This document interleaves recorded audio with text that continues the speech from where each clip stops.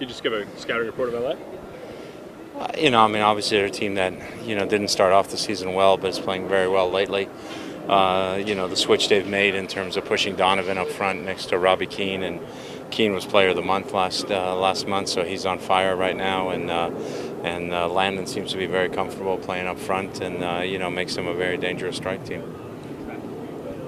So you know that you want to look past Sunday, but the idea of winning 4 straight Open Cups, is there another feat or accomplishment that's comparable to that?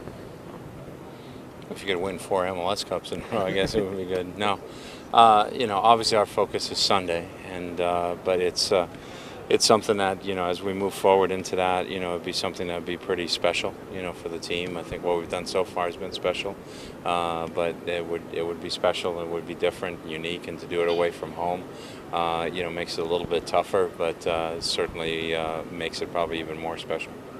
Their DPs, back to LA, their DPs are not only productive, but they're real star power kind of guys.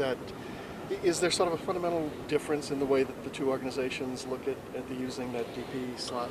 Well, yeah, DP is a guy can be making $600,000 a year, or a guy can be making $8 million a year. So there's a big difference. Not all DPs are created equal, I guess is a fair way to state it. But certainly the philosophy that New York has and that LA has is they look a little bit more for more of a high-powered, established player as a DP, somebody who's already got a high level of name recognition value and so forth. And I think that's just their approach to it. They've got some guys who obviously Landon's been in the league for a long time, but David Beckham has shown himself to be a winner in whatever organization he's been part of, whether it's Man United or Real Madrid or now LA, and Robbie Keane is another player who just comes out and he leaves it all on the field. So that's their philosophy, but that doesn't take anything away from our DPs. Our philosophy is a little bit different. In general, we're looking for guys who are sometimes a little bit younger. We want to always be there and be a team that's competing for a championship just like they are. And last year was the first year that a team with a DP won the MLS Cup. So, just having DPs doesn't assure you of winning the Cup. You still have to do the business on the field. You kind of switched a little bit of your rotations yesterday. You can go back to standard lineup. Well, we've got a lot of games in a short period of time, so we have to move some people around to make sure that we're fresh. So our lineup against LA won't be the same as it was on Thursday. Just like LA's lineup won't be the same as they played against Real Madrid, I'm sure. And so from that standpoint, there'll be some rotation going into Sunday's game. There'll be some rotation going into the Kansas City game and the San Jose game. How is their defense different with Omar Gonzalez and with Josh Saunders? Well, obviously, Omar was an important part of their defense last year. Not only an important part of their defense, I think Omar was an important part of their attack. Because probably one of the more dangerous things they do on the attack is their set pieces and corners, and Beckham's service. And having Omar there, makes a difference that way as well. Saunders, just like Geschpernik, gives them a little more of a veteran goalkeeper, solidifies them a little bit more in the back as well. They've played different combinations, but I really think it's been their team, has made a commitment to defending over the last stretch of games, and it's that team defending that has helped their defense.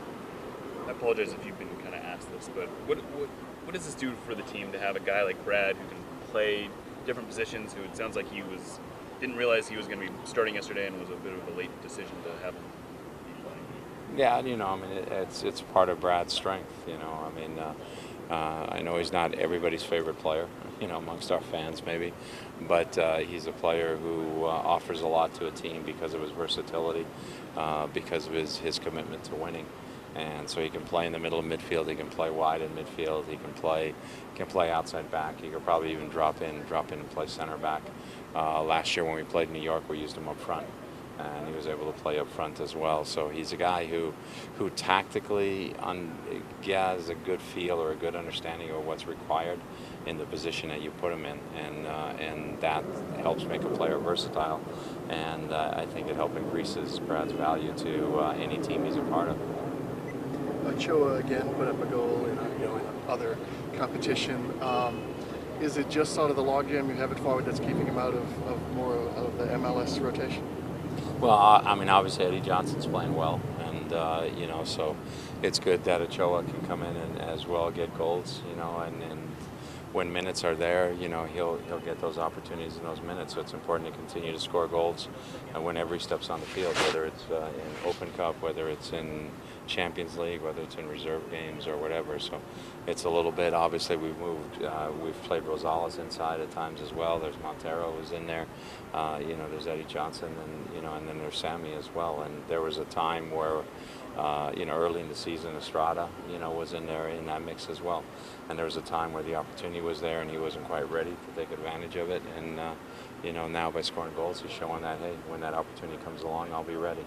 Do you think at all he's a guy like maybe could be a guy like Latou, where if he was put in sort of a featured situation, he could really put up big numbers in this league? They're different players. I don't think you can compare Sammy and Latou in terms of the way they play or their playing I don't style. mean their style. I just kind of mean a team that Can he wants put up them to big? be the goal I mean, scorer. you never know. You never know. Some situations. Everybody talks, for example, about Wondolowski. Well, Wondolowski, he got traded away from Houston. He wasn't doing anything in Houston because he was sitting behind Brian Ching and wasn't getting on the field. And he had been there for a few years, and he had been in San Jose when they were in San Jose, and it didn't break. Then all of a sudden, he got an opportunity. He was a little older. He was ready to take advantage of it, and he did it. So I think for Sammy, I think he has quality. He's a good finisher. I think he shows that. There's other parts of his game he still needs to work on, and if he brings that total commitment, then he can break out. But that always, players like to say, doesn't matter what I do, I'm not going to play. And sometimes I always say, it does matter what you do. You make the decision. I mean, if we're sitting here on March 1st and we're talking right now, how many of you would have predicted that Andy Rose or that Alex Kasky would play as many minutes as they've gotten so far? So obviously it's their performance that has put them on the field, and that's what I always try and judge it by. And I know it becomes easy to say sometimes, well, it doesn't matter. He's not going to play me. If a guy's playing well, I got to try and find a way to put him on the field. And when Sammy's scoring goals, we got to find a way to put him on the field. How do you balance Sunday and Wednesday? You don't. You just focus on Sunday, and then you approach Wednesday when Wednesday comes. That's the way you balance it off. One game at a time. Any updates on David's status? Looks like he's walking around a little more. Yeah, he's walking, and he started to run on the treadmill, on the Alter G. So we'll see. I think once he gets fully cleared, I think the way he is, he's such a fitness fanatic and he works hard. I think he'll come back pretty quickly once he's fully cleared. They asked me to do an ad, and I thought, cool. They want me because I play for the Seattle Sounders. Then I find out it's because my wife told them I'm a good dad. Even better. For me, being a good father is much more important than soccer. So here's my message. Be a good parent. Stay involved with your kid's life.